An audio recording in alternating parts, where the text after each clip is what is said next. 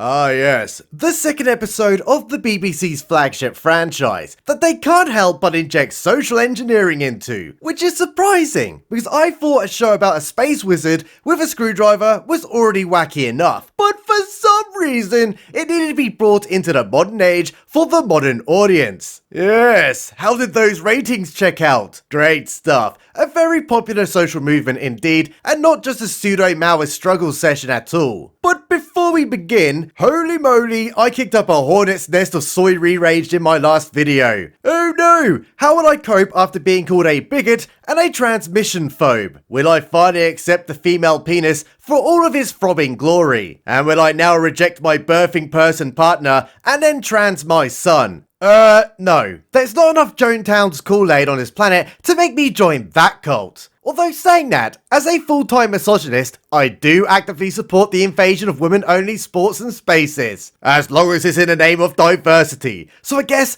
that really does make me an ally after all. So respect the pronouns, you bigots. Shall we begin? And here we are in England, 1666. Nice place, right? Of course it is! Very happy native English people with beans on toast and Harry Potter on Blu-ray. But wait a minute, who's this very convincing Englishman sitting so proudly under that apple tree over there? Could it be he's the very first foreign exchange student ever sent from the depths of India? No, because for some reason, that's the very well documented Sir Isaac Newton. Yes, that's right, audience. The pasty incel virgin man with a telescope. Very European indeed. Get the fuck out of here. This is getting dumb as hell. Next, the BBC will be telling us that Stonehenge was built by sub-Saharan Africans. What a clown world we truly live in. And also, I have a legitimate question to the audience who don't get a year-round sunburn and also don't hold a fetish for self-flagellation. At what point do these race swaps become downright insulting to you? Because us white blokes have passed that stage and are now onto the apathy side. I mean, this world is full of pretty damn cool history, you know, from Africa all the way to China and beyond. But for some reason, Whitey McWhiteface over there thinks your ancestry is devoid of anything notable. So he has to race swap white people just to give you some agency. It's literally the historical version of the bigotry of low expectations. But please believe them, audience, they're totally not the real racists. Who cares, it's the modern age after all, and Disney stock prices are doing just great. Anyway, for some reason, the TARDIS has just shown up in the sky out of nowhere, because it got busted up at the end of the last episode and totally disappeared. So it's kind of randomly flying through space and time right now, and it is turned up at the precise time that the fake Newton was discovering gravity. You there boy, calls over the Doctor Who man. My friend chucked some coffee over me time travelling TARDIS and the electrics got all a bit moist. Can you tell me what year this is? It's 1666, says Crap Newton. Oh, that's great, says the Doctor man. But hang on, there's an apple tree, and there's a handbook full of notes, and a very pasty incel white man. You must be Sir Ballsack Newton. Yes, replies the imposter. And then the TARDIS fucks off and it never returns to the scene again. So it was completely pointless. Scene transmission to later on where the TARDIS has just landed on a spaceship and is totally now on fire. Oh no, that must mean it's now broken. Yep. It's fucked, says the Doctor, just like this show has been since it got infested with the modern audience. But never fear, as I have a sonic screwdriver. So he gets poking it into a gear mechanism because apparently the TARDIS can repair itself if a certain gear is selected. So now that the TARDIS is repairing itself, they've got a little bit of time to kill. So get walking around that big ass spaceship. But the Taters is a little bit angry because she wants to get going home as soon as that TARDIS is fixed, as her family are all waiting for her on the London streets, which is incredibly dangerous these days. If only the TARDIS was also a giant frickin' time machine. So you know, you can go back to the precise point that you left. Well, I guess it's okay here for now, says the Taters. At least we've got air and all that. But boy, wasn't that fake Newton really, really hot? Yeah, says the Doctor man. He was proper bangers. If I was a bun, he would totally be the hot dog. Oh, wait a minute, does that mean I'm now a homosexual? Yes, says the Taters. You have always been a massive homosexual because it's completely relevant to the plotline and we need to insert the rainbow flag into every flabby crack of entertainment these days for absolutely no reason. But shut up right now, everyone. A noise is just noised off from behind them, so they get running back to the TARDIS that straight up disappears in front of them. Oh no, says the Taters. That was my ride home. You can get it back right, Dr. Man. Tell me you can get the TARDIS back. Well, maybe if you didn't spill coffee in the damn control panel, we wouldn't be in this massive Otto SpaghettiOs. Yes, that furry was right. You're a stupid woman and your kid's weird. But the Doctor Man just calms down a little bit, saying, look, I'm sorry for calling your kid weird. I'm just an angry male presenting Time Lord. And that means I'm dumb as hell for some kind of reason. Look, I'll get you home to your simp-ass husband and your non-binary two-spirited helicopter daughter. We just need to wait as the TARDIS has a hostile action displacement system in it and it goes off when it's in danger. But it'll totally come back. That's great, Sister Taters.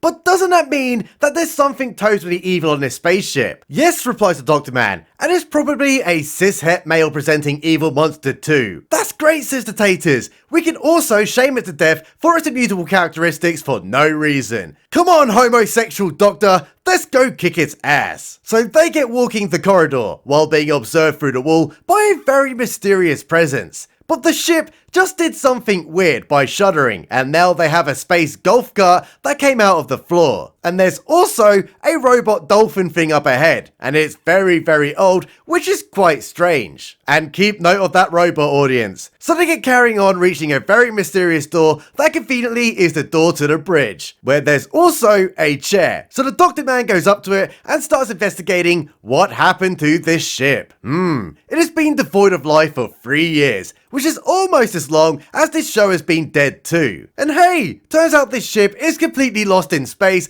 because it fell through a wormhole. And there's no stars outside, which must mean that they are at the edge of the universe. And that's freaking miles away from Earth. And they need to hurry up and get back, as the diversity bingo will be starting they/them's tenure as the Doctor by the end of the next episode. Oh, they can't be late for that. The audience is going to love it. So they go into the next room where the Doctor Man sees a bunch of filing cabinets with soggy folders inside that are apparently the drive for the ship. So he gets the Taters to start rearranging them as the ship is currently idling and they need to get it started again, while the Doctor goes doing the potions in another room. But hang on, while this scene is occurring, the Taters comes in saying that she's finished. But also where the Taters is, the Doctor just walked in saying that he's also finished. And they're both telling them that their arms are too long. And holy shit, they were totally right. Look at the size of those flappy things. So the Doctor Man gets calling for the real Taters. So they meet up and get running into the main room, where those two imposters get creeping towards them with those whack-ass arms. And they're going to eat them. So they get escaping in that little space golf cart thingy, while the evil aliens take chase while growing absolutely huge. Because they're trying to learn how to replicate the Doctor and the Taters, but they're kind of not doing it very good right now, so have grown exponentially. And the replicators, for some reason, now looks like horse-faced Jacinda Ardern. Anyway, they try escape through a vent, but as they get close towards it, the spaceship just suddenly shifts again and some doors open, separating the Doctor and the Taters into small passageways. And now they must find each other again, which they do, but not everything is as it appears. So they get trying to convince each other that they're totally not the imposters and are absolutely real. And it was going really swimmingly until the Taters started perioding all over the floor and the fake Doctor now has his own head stuck up his ass. Just like Russell T Davis. Wheelchair people can't be evil, he says, which is very surprising because I once knew a guy in a wheelchair and he was the biggest twat I've ever met. Not even joking. He was a terrible person. The wheelchair was irrelevant. They get running into the bridge again and close the divider at the precise time that they needed to before being caught. And also, isn't that the same divider from the last episode? Oh, BBC, if only you didn't insert social engineering into every fucking thing you do, maybe the British people would not have cancelled their TV license en masse and you could actually afford some more set designs.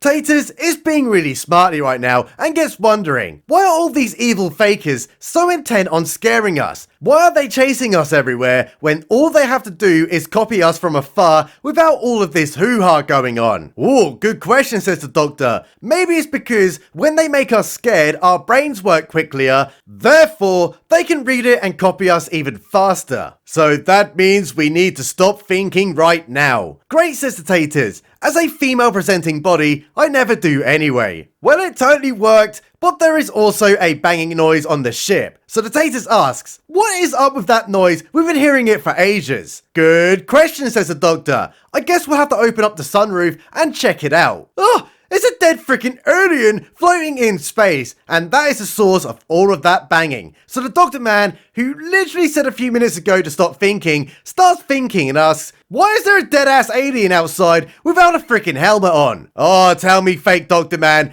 why is the captain out of the spaceship? But strangely, they don't know either. I've got it, says the doctor. She totally self-deleted so that you guys couldn't steal her mind and then fly this spaceship across the universe and infect people with AIDS. It's so simple. I am a genius. But it doesn't end there though, because apparently the dead captain also set something into motion before she self-deleted. Something that will stop those evil guys, but it had to be done very slowly because they can't work out things that are done too slow. Ah, says the fake doctor, it must mean that she planted a bomb. Yes, this ship is totally a nuclear weapon and that dolphin looking ass robot over there in the corridor is going to activate it. So the fake doctor gets trying to open the door to the corridor to stop that robot, but every time he does, the real doctor closes it using a control panel next to him and then tells the Taters, we need to speed up that robot. Oh, I'm so sorry Taters, but that will mean we'll all have to die to death, just like this show has. But oh no, the door just opened and they all get running through it. And now it's a doner on doner kebab fight while the doctor runs ahead towards the robot, which is now about to activate the bomb. But fucking what? The Deus Ex TARDIS has just arrived to save the day at the precise time it needed to where the doctor was. But he now has a little bit of a pickle to solve. Who is the real Donna?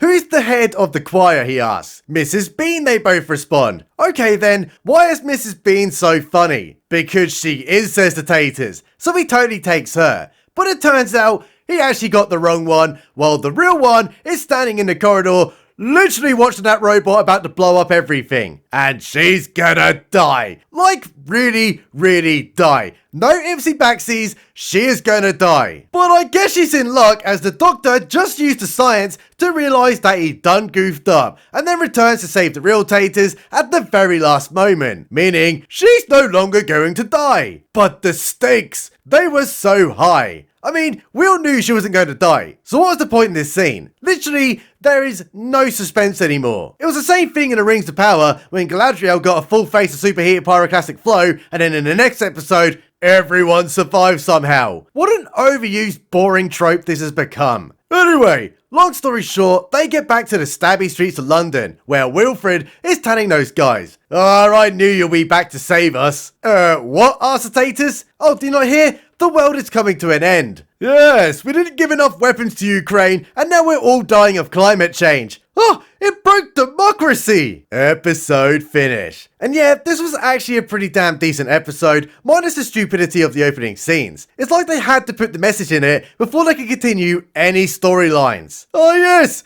Mandated diversity and inclusion. It is very important that we represent everyone at the cost of a good story. Get the fuck out of here. Big shout out to our Patreon boys and guys. Stephen P, Hetzer J, Taylor J, ConspiracyQuery.net, the wonderful Mr. Wolf, Andy W, and of course, the Mighty Pen.